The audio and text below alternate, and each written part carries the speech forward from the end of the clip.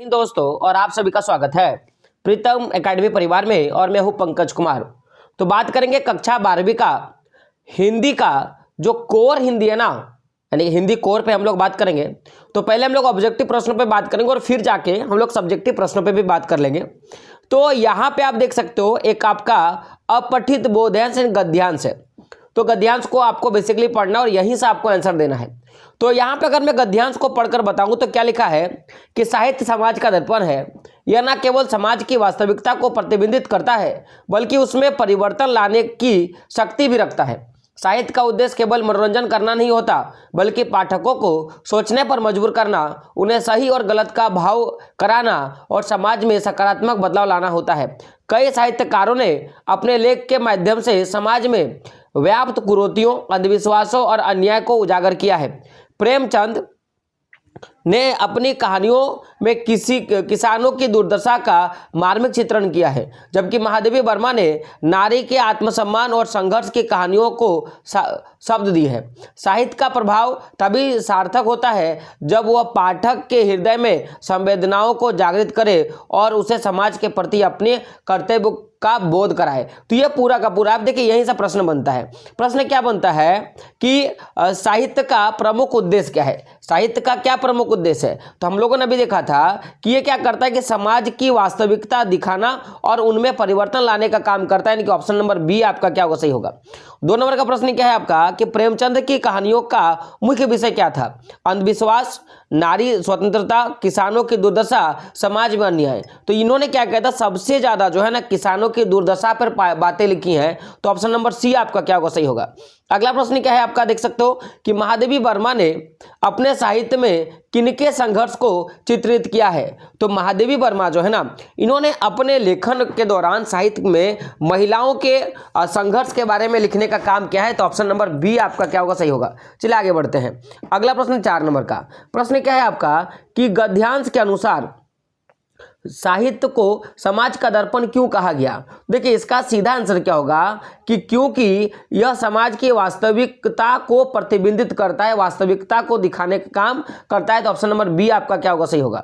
अगला क्या है आप देख सकते हो, क्या है आपका कि ध्यानपूर्वक गद्यांश को पढ़कर दिए गए प्रश्नों के आपको सही विकल्प को आपको चुनना है। तो क्या है, यह धरा, यह गगन, यह बगिया हरी, यह हवा, यह फिजा, यह नदी का लहर, सबका जीवन, सबका यह संसार है, नहीं किसी का केवल यह अधिकार है ना। पर मानव भूलकर यह गर्व करता, संसार पर अपना राज समझता। संसार के साधन जो नष्ट किए तो प्रकृति ने भी अपने क्रोध व्यक्त किए।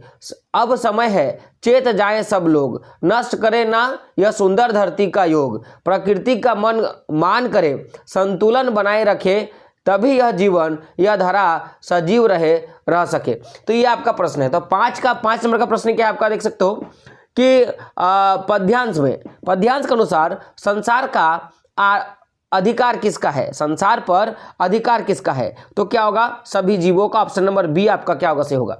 अगला क्या है कि पद्यांश में मनुष्य की किस भूल का उल्लेख किया गया है ना। यहाँ पे किस भूल का उल्लेख किया गया है, तो संसार पर अधिकार जताने का जो भूल है ना उसके बारे में बताया गया। तो ऑप्शन नंबर बी आपका क्या होगा, सही होगा।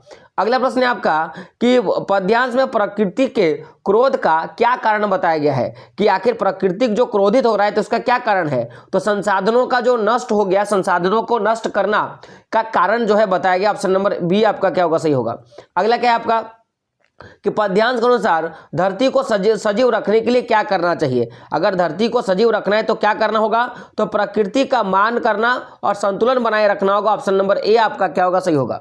चलिए आगे बढ़ते हैं। 10 नंबर का प्रश्न है आपका कि ये आपके जो है ना किताब से प्रश्न है, ये देख सकते हो अभिव्यक्ति और माध्यम से आपका प्रश्न पूछा जाएगा। तो क्या निम्नलिखित प्रश्नों के सही विकल्प का चयन करना है।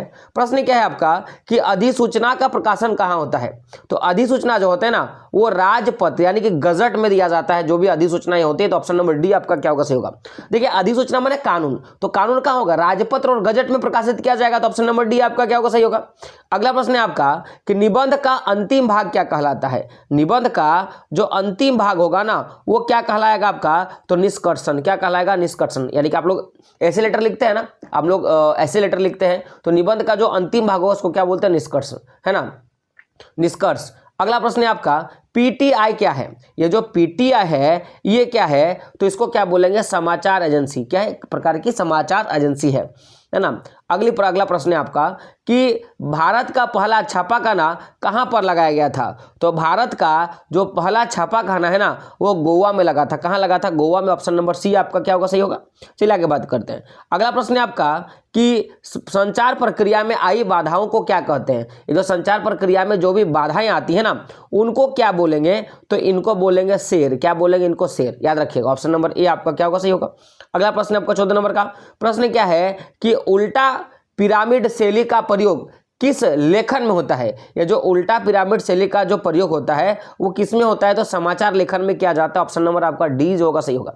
अगला प्रश्न है अखबार की आवाज किसे माना जाता है। अखबार की आवाज किसे माना जाता है, तो याद रखिएगा कि जो संपादकीय होता है ना, यानी कि जो लिखने का काम करता है उन्हें क्या बोला गया कि अखबार का आवाज बोला गया। तो ऑप्शन नंबर सी आपका क्या होगा, सही होगा।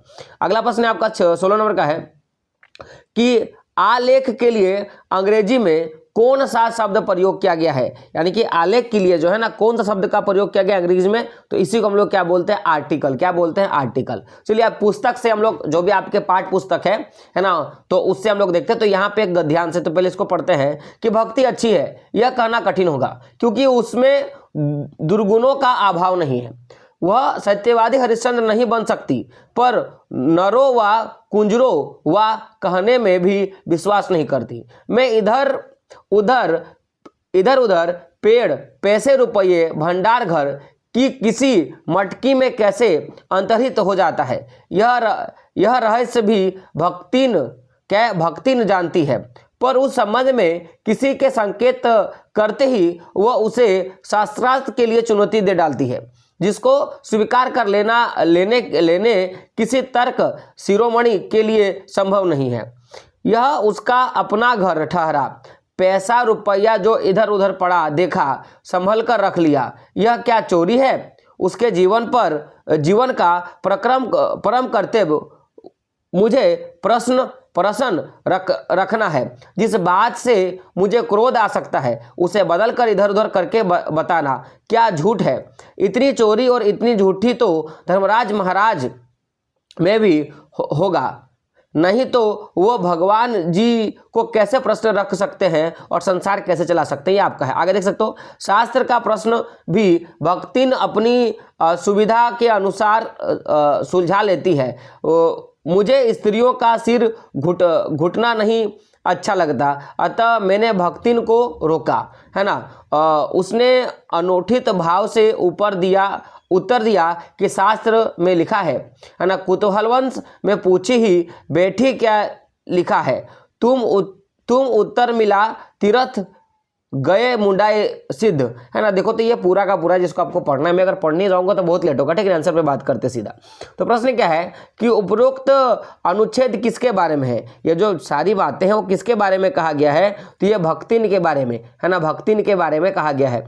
अगला प्रश्न है आपका कि भक्तिन किस रहस्य के बारे में पूछे जाने पर सशस्त्र जो है सशस्त्र को चुनौती दे डालती है। तो किसके बारे में, तो याद रखिएगा आपका चोरी के पैसे कहाँ और कैसे रखते हैं इसके बारे में पूछे जाने पर जो है वो सशस्त्र जो है ना, जो आपके शास्त्र जो होते हैं यानी कि जो शास्त्र पढ़ने वाले होते हैं उनको भी चुनौती दे दिया है।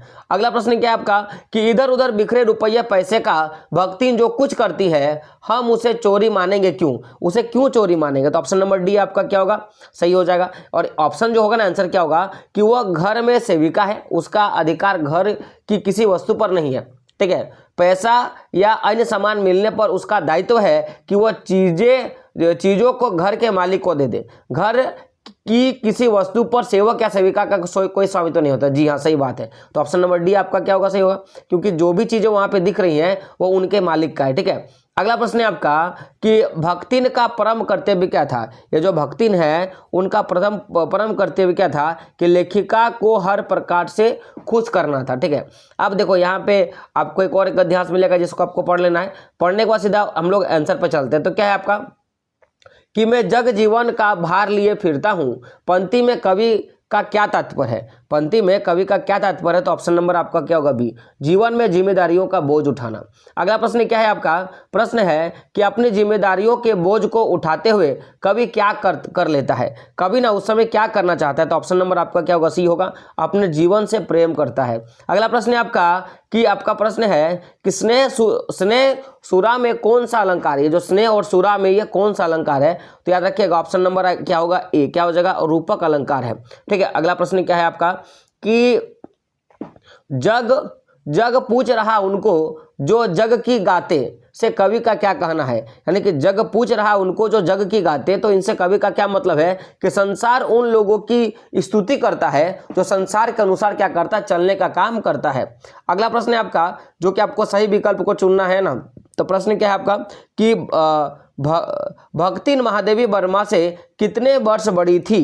है ना। तो याद रखिएगा ऑप्शन नंबर बी, 25 वर्ष बड़ी थी। यानी कि जो भक्तिन है ना वो महादेवी वर्मा के घर में काम करने का काम करती थी। अगला प्रश्न है आपका कि किसकी गर्मी बाजार से अधिक सामान खरीदने पर विवश करती है? किसकी गर्मी, है ना। तो याद रखिएगा ऑप्शन नंबर डी क्या होगा? पैसों की। तो पैसों की गर्मी क्या करता है? बाजार से ज्यादा सामान खरीदने के लिए लोगों को उत्साहित करने का काम करता है। अगला क्या है? बहुत नीला शंख जैसा है, बहुत नीला शंख जैसा है में कौन सा अलंकार छुपा हुआ है? तो क्या होगा? ऑप्शन नंबर सी क्या होगा? उपमा, है ना। उपमा अलंकार छुपा हुआ है। अगला प्रश्न है आपका कि बादल राग कविता में कवि बादल का आवाहन किस रूप में करता है? तो क्या करता है? क्रांति के रूप में करता है। ऑप्शन नंबर बी आपका क्या होगा? सही होगा। अगला प्रश्न है आपका कि जूझ पाठ के लेखक कौन है? जो जूझ पाठ के लेखक है ना वो कौन है? तो याद रखिएगा ऑप्शन नंबर बी, ये आनंद यादव। आनंद यादव जो है जूझ पाठ के जो है आपके लेखक हैं। अगला और अंतिम जो है ऑब्जेक्टिव प्रश्न क्या आपका कि एन फ्रैंक की बड़ी बहन का क्या नाम था? एन फ्रैंक की जो बड़ी बहन है उनका क्या नाम था? तो उनका नाम था मार्गेट। क्या नाम था? मार्गेट। तो जो भी इंपॉर्टेंट प्रश्न थे मॉडल पेपर का क्लास 12 का हिंदी कोर का हम लोगों ने करवा दिया। धीरे धीरे सारे जितने भी मॉडल पेपर आए सबका सॉल्यूशन हम लोग कर लेंगे। ठीक है, तो मिलते हैं दोस्तों अगले वीडियो में। तब तक के लिए जय हिंद, जय भारत और आपका दिन शुभ हो।